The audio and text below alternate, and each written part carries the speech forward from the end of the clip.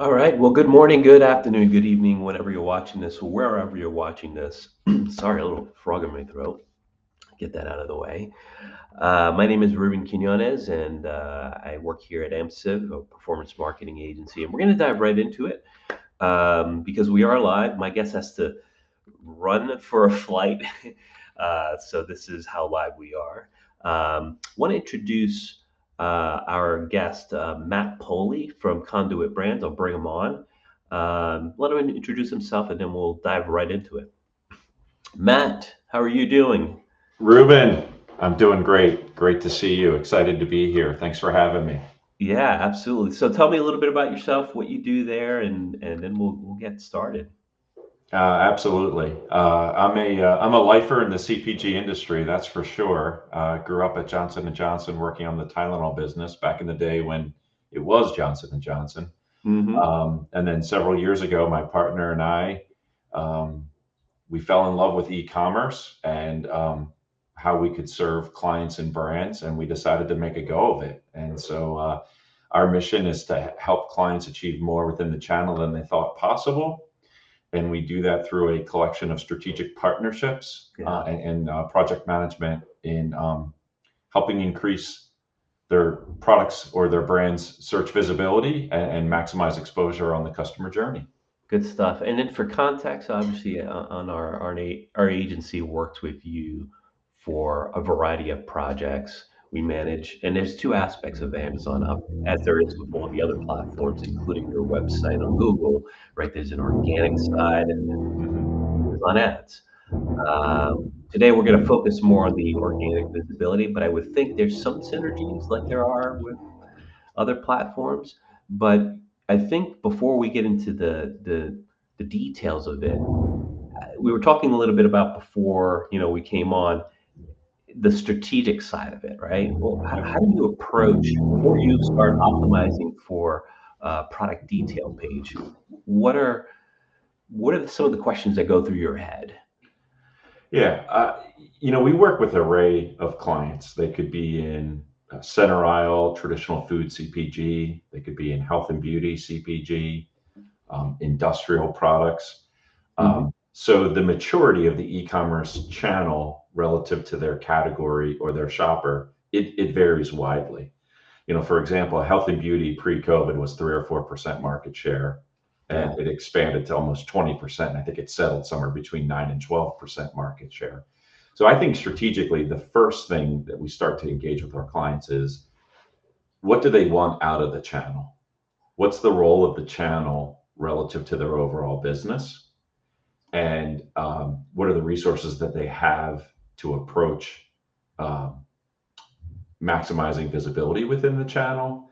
Right. And then how do we create harmony, marketplace harmony, which is a really big topic in the industry now. But how do we create all that? What are the things that we plan against before we even start to draft the first bit of detail page copy or start to shoot image carousels?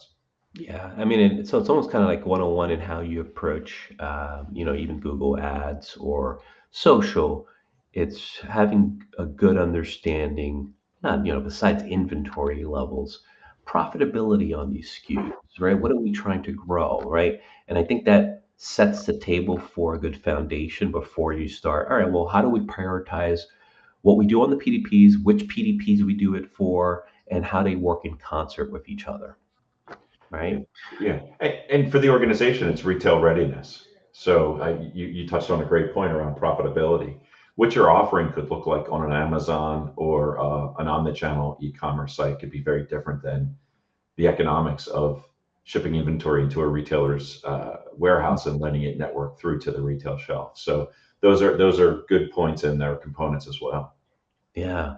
So there's a broad spectrum, right, of understanding the Amazon ecosystem, and we can again can go pretty deep. I think for today's call, and only being half an hour, wanted to just go over the essentials of what we do on the PDP. So when you kind of approach the actual product detail page, walk me through what are some of the important elements that you would look at. And I'm just going to put, an Amazon page, not a client of ours, just like a Samsung TV. Hey, what's the importance, when we're kind of scrolling down on the page, when you think about what are the things that pop at you and what's going to be important in the visibility of this product detail page, what would that be? Yeah. So Amazon is set up as a marketplace for product discovery, and all the brands compete for the attention of the shopper as they go through their journey. And the algorithm is set up ultimately for the best possible customer experience. And Right. that's defined by price, it's defined by customer service in terms of shipping, and it's defined by content and information. I think we all know the stats: 65% of consumers use Amazon as an education format before they make a purchase.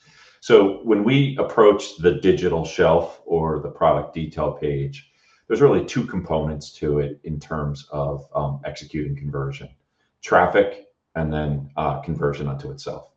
Right. Uh, Keywords and on platform media are two significant drivers to building traffic, and we can talk about media later. But as you look at that detail page in the product title, the algorithm is set up to match keywords with customer search terms. And so a long time ago, a long time ago in terms of e-commerce, 6 to 8 years ago, keyword content really was identifying the searched keywords and just throwing them up against the product title at the top. Amazon got really smart. They listened to their customers and said, hey, what's really important here is that this information is applicable to the customer and is informative to the customer. So having the brand name obviously is pretty important, the specific product, any types of features or benefits right off the bat. The algorithm cares about, am I going to convert the customer during this shopping trip? Right. And that information is vital to doing that. So Matt, this Um, almost sounds like back in the day in search where there was this idea of keyword stuffing on your website, right? Where, people would try to manipulate, or, it was that simple and distilled to just the title and putting keywords in. But similar to the other platforms, Amazon didn't want to compromise on the user experience, right? And kind of made it, hey, you've got to be a bit more comprehensive than just, throwing all your keywords. With that said, there's a lot of keywords here. So I assume, right, there's some strategy as to how these guys are doing it, right? I would think so. We do not work in the electronics segment Right. of Amazon, but as I look to that, there's certainly features associated with this TV that I would think consumers would care about, like gaming, Correct. like Alexa, um, tracking, things like that, that are definitely keywords that people are shopping against or are features that they're looking for. Um, from a branded perspective, there are a lot of sources out there. Amazon's a valuable source, but there are also third parties where you can get this information. We use a panel data, U.S. household panel data, so that we're on top of um, how keyword volume or relevancy of non-branded keywords is changing over time. Doesn't Hmm. change drastically over time, but there are nuances like specific features or new trends into specific categories that might stand out that consumers are searching. So it's important to stay on top of that so that you're relevant in the eyes of the algorithm Right. and you're ranking in terms of what customers are searching for. And Matt, I want to circle back to that, but to kind of round this out, right, and using this as an example. So you've got the title, obviously the imagery, right? And, are there some basics here that, someone needs to be mindful of? I feel like this is pretty rich, right? Whoever did this one, I don't know if it's Mhm. Get Same Stone specifically. What's going to be important on the visual side? So from an image carousel perspective, think about it in the old advertising days of the storyboard. Before brands would get to the broadcast TV commercial, they would storyboard on paper kind of what the little vignettes were going to look like. Um, I liken that a little bit to how the image carousel is utilized. Couple things to hit on with regard to the image carousel. Amazon specifically, they will mandate what's called the hero image. That's the very first image. It's typically against a white backdrop. Right. Um, it's important to stay within Amazon guidelines and practices as issued, But also remember that that's the image that's going to be shown in search result on a search result page, where there could be 8 to 16 to 32 options. So Right. there are some enhancements that you want to make to have your hero image stand out. Secondly, and I'd argue this might be the most important, you want to create image carousels for mobile. 65, 70% of people are shopping and searching on mobile. Yeah. To make that a great user experience and a great customer experience, this is what Amazon will show to consumers when they're searching. You won't see text, you won't see featured bullets, you'll see images. So the evolution of the image carousel really tells the brand story, and it's a very important tool towards conversion. So tying in on features and benefits, tying into lifestyle and use imagery, answering the question, what is the product? What's it used for? Looking at specific features that might be unique. Potential cross sell. You want to tell the consumer the story, and you want to use all the real estate that Amazon allows you to use in doing that. You Right. can also add video. So if you think about a 6 second, 15 second, 30 might be a little bit long in the context of Amazon, but you can add a video to the image carousel that gives you a longer format, more engagement.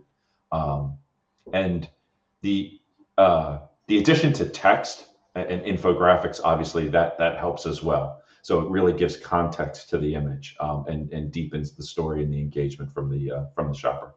Got it. Okay. And then as we scroll down here, right, you've got options, and then you start getting into some deeper, I guess, more rich content areas, right? So walk me through, I guess, Yeah. either the SKU details, and then this is the featured bullets you were talking about before.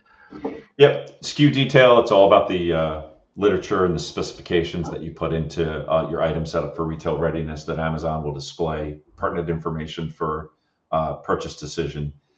In terms of about this item, we also call it featured bullets. Um, this is where you have the opportunity to really pack keywords.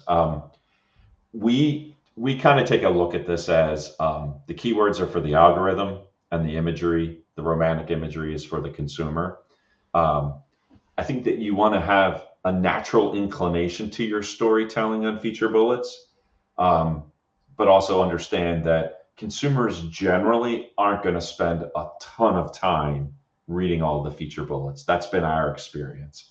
So the ability to put a wide array of keywords into the feature bullets just expands your audience in terms of what people are searching on. So for a product like this, it certainly could be about specific features like Alexa, surround sound, or whatever the megahertz response rate is. Things like that could be um, terms that people might be searching on. And this is your opportunity to include terms like that. But as I stated, I call it more the science side of writing for the algorithm, as opposed to on a branded website. You probably want to have that perfect blend of keywords based on Google search and romantic copy, because you want to engage the consumer Yeah. with your brand. It's a balancing act, right, Matt? Again, with as with other platforms where, your someone spending time here and then converting, I would assume, is, going to impact their visibility as well, right? So it's not, you have to balance that out with obviously getting visibility for the core terms that you're trying to get, but at the same time, you are trying to convert. So this is still a rich area for keyword visibility, right? But at the same Yes. time, it's not a place to just stuff it. It is an opportunity to kind of convert the sale. Is there any other, we hit on title, featured bullets, SKU information, visuals, any other big areas in optimizing it before we kind of talk about how to gain traffic overall on Amazon? So if you scroll down a little bit below the fold, the A plus or enhanced content, Mm-hmm. um, as it's called, is pretty important to the product detail page. Um, Simply because that's a longer format, where the brand has the opportunity to do a lot of branding. Now, depending on who the seller is here, if it's actually the brand or if it's a third party seller, um, not all brands have A plus enhanced content. We certainly recommend it, and we certainly develop it for our clients, because that's a place where a consumer can spend a lot of time and learn significantly more about the product. Right. The other area is user-generated content, videos, and reviews.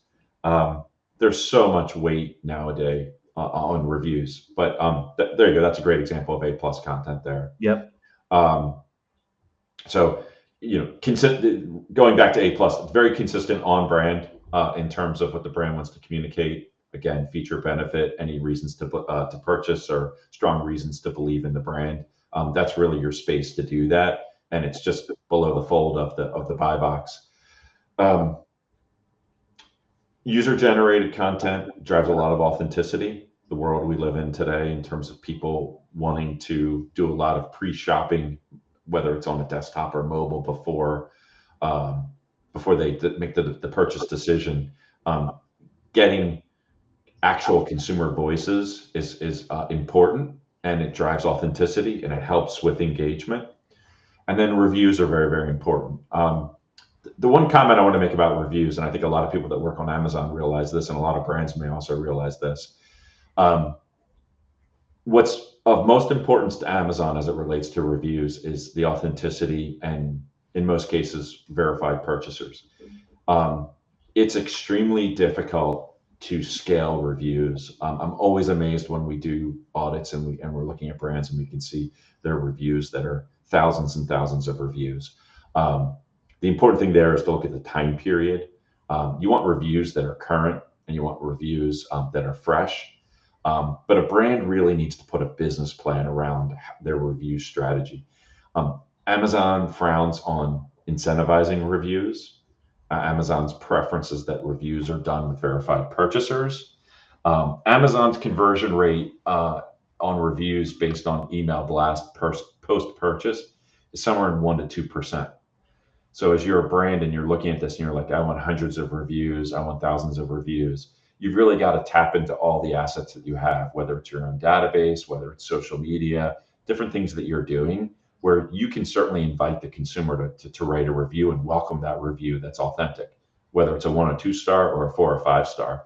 Um, but I would say, in terms of importance towards reviews driving conversion, current, authentic, and quality of reviews is certainly going to be much better than quantity. Yeah. Amazon has a buying program where you provide the product. It's generally for new ASINs, and they'll send it out to buying participants. Um, you give it to Amazon for free. They send out to 30, 35 consumers. They try the product and write a review. So depending on, you're certainly not going to do that with television sets probably, but maybe, a new cracker or a soft drink or something like that, you would do that to get reviews. That's capped at 30, 35. So I think getting 35 reviews out of the gate that are really constructive and tell the story about what folks are thinking about your brand is good, but it definitely needs to be part of the strategy. Right. Right. So um, we hit on titles, content, A plus content, visuals, reviews. I think that probably, I mean, there might be some other instances, but wanted to kind of take a step back from the PDP, because there's more than, hey, there's what you can control, but then there are things, especially, given that this is an algorithm, it's always changing. And, if I liken it to Google, you have to react to it, or at least be aware of it. Mhm. Um, and so I didn't know this, or at least I didn't remember this. We had a prior conversation where you had mentioned Amazon changes your PDP. Tell me a little bit about that. And So, how aware are people about that? thanks for bringing that up. I'm glad you did. Um, so we believe that Amazon believes that Amazon owns the PDP. So in terms of copy content, maybe not a whole heck of a lot in terms of images, but maybe lightly. Um, but if you think about the data that they have, that they can understand search behavior, Amazon might feel like changing some keywords on a product detail page is going to be a better consumer experience and or lead to higher conversion. Right. The algorithm's going to do it. The question for brands is, how do you police it? How do you manage it? How do you become aware of it? If you've got a small portfolio, much easier to be intimately knowledgeable about your content on a day in and day out basis. If you have a larger portfolio of ASINs, tougher to police and stay on top of. So we have a software that will execute against an approved PDP on a weekly basis and create notifications around changes. Now, that's stage one, and it's great that we have that solution. Secondarily, we bring that to our client and have a conversation and say, do you want to accept the change or do you want to put it back the way it was? So knowledge, as they say, is power. And leveraging AI and leveraging software to give us the power to know what's going on the PDP is something that we leverage and is helpful. I'm not saying the beauty of Amazon is it's an algorithm in a marketplace that wants the same thing that we do. We want to satisfy consumer needs and grow our business while we're doing that. Right. So the data that they have is going to suggest that their recommendation on change of keywords or maybe something within an image is going to be better for conversion.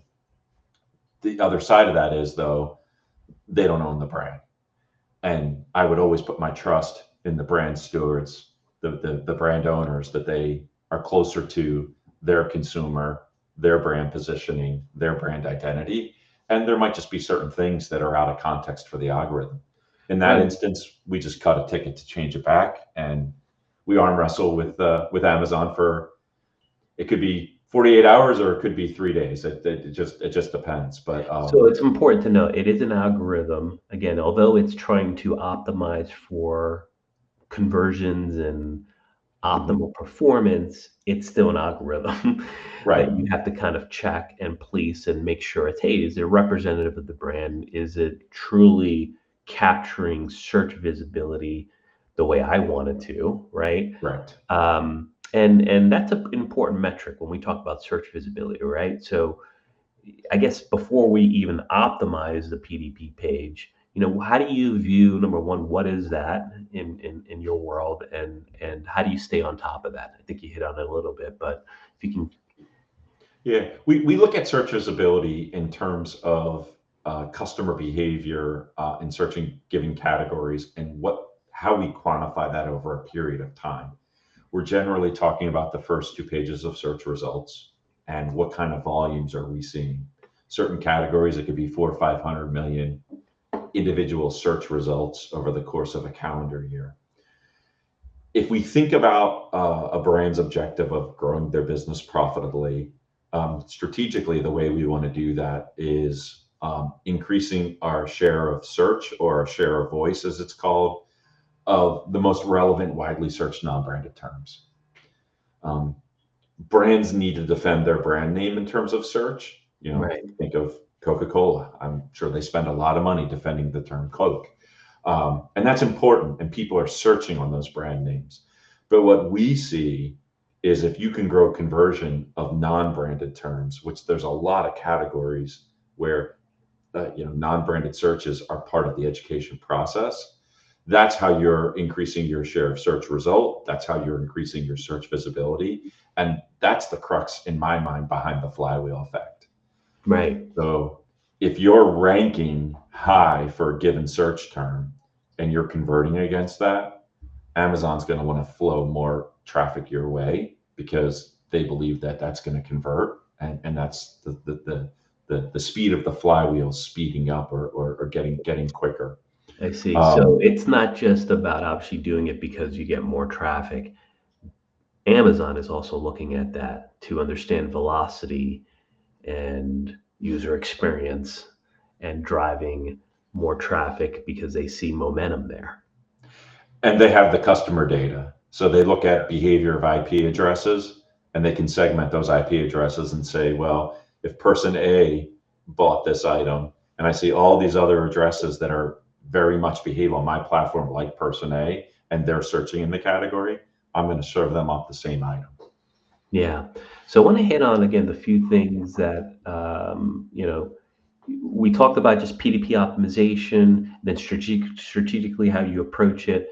But some of the things that you talked about, like being able to check the algorithm, analyzing search impression share, that is pretty unique in that, you have to have some proprietary setup. There are tools out there, but maybe cost prohibitive for one brand to do it, right? You really are able to do it as uh, kind of like as an advocate for your clients.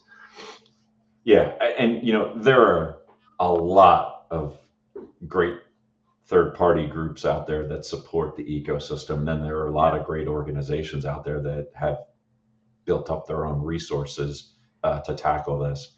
Um, we play in a more niche market. Hmm. We've got businesses that are more evolving, or organizations that are more um, wanting to scale e-commerce because they want to be where the consumer, where the shopper is, but they're not ready to make that investment internally within the P&L.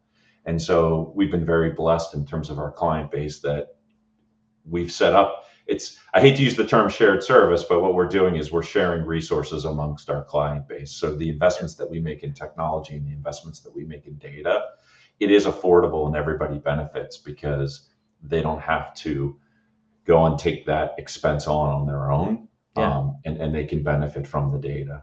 So that's one of the advantages. I would definitely come right out and say we may not be the best for everybody, but for the clients that we serve, we've got a pretty darn good relationship because what we're trying to do aligns, what we understand their objectives, and they're able to benefit as if they are competing with a major player in the category because they're afforded the resources, the tools, and the talent to support the business, much like our relationship with the media team Yeah. uh, that works on our business and does a great job doing it. Yeah.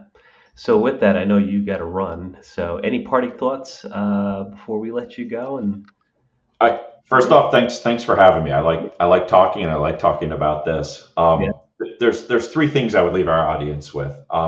The first is, it sounds so easy and it sounds so obvious, but so many times people get caught up in the tactics of what they want to do that you really have to stop first and say, ultimately, what is my objective and what am I trying to accomplish? Because then everything that you do is ultimately going to ladder up to that objective. The second thing, again, it sounds obvious to me, but I always think it's worth a friendly repeat. Mobile first. I think mobile first is an outdated term, but in the world of Amazon, in the world of the customer experience, they are on mobile. Create your content for mobile. hmm, Great examples, images and text. The text needs to be concise enough and large enough that a consumer can read it on mobile. And then third, the digital shelf is not static. Uh, Set your objectives, A B test, understand the keywords that are driving your conversions, and yeah, just be prepared that you'll constantly be evolving your digital shelf to stay in line with what's going on the marketplace. very good. And if you want to follow Matt, he's on LinkedIn, Matt Poley, Pete with two L's, right? Poley. Actually, Um, one else, Matthew. oh, my bad. Full name Yeah, Matthew and that'd be Foley. spelling it wrong in my You email. could follow Conduit Brands too. That might even be easier. Yeah, that might be easier. All right, Matt, I'll let you go. I appreciate your time and thanks for coming on and wish you a good, safe flight and trip. And I'll talk to you soon. So with that, we'll be ending the session shortly, but not without letting you know that we have another session coming up in 3 weeks. And it's going to be, with Black Friday, Cyber Monday coming amongst us. We have been putting out content around Black Friday, but haven't done a session. This will be, since it's so close, maybe a week or two before Black Friday, Cyber Monday. This will be more like last minute ad hacks. At this point, you should be planned already, have campaigns that are set up. You're probably in the midst of planning. So this session would be more for, again, last minute check items that you can quickly implement if you need to from an ad perspective. So I'll be having Ina and Lauren from my team join us to kind of share some of the, I guess we'll call them Black Friday hacks, things that, again, you can move on pretty quickly, that are not too late to do. should you want to go ahead and implement them. So we'll put that session in the comments if you want to at least click attend. And want to thank you again for tuning in and listening. So whenever you're watching this, I want to bid you a good morning, good afternoon, good evening, wherever you're watching this, and I will see you next time.